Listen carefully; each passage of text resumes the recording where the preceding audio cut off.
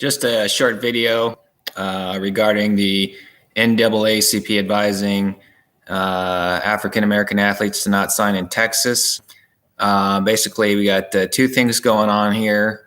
One is pretty clear to some people that this devalues African Americans. If they're not able to sign in Texas, they're going to be making less money or getting a far inferior offer from other teams. So this would explain very clearly, no doubt, the pay gap between African Americans and other races. When you put limitations on yourself, you devalue yourself, your market value is going to be lower. So that explains that, at least for this issue right here, that African Americans getting paid less is a self-inflicted decision. It's not from discrimination. It's from the fact that you're not willing to compete in the marketplace. The second issue here is the political part, and I'm just going to use California as an example. Liberals have absolutely no jurisdiction in Texas, Alabama, or any conservative states. They're going to create the impression that they're going to kind of take over.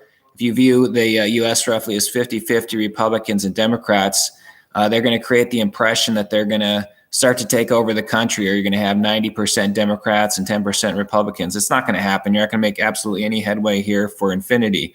So basically, it's a lost cause here. Gavin Newsom and the idiots in California have absolutely no control over Republicans. They have no control over a conservative state, absolutely no control whatsoever. They're not going to make any headway. Their idiotic laws are going to be restricted to those states such as California. Texas has no state income tax. Prices there are far lower, much better value. You can actually afford to do something. They're kicking California's rear end on these issues. So Democrats aren't going to take over anybody. It's a completely idiotic idea. That one I don't have as much as a problem with as the first issue that I brought up. First issue is the more important issue here, that African Americans are self-inflicting their lower pay.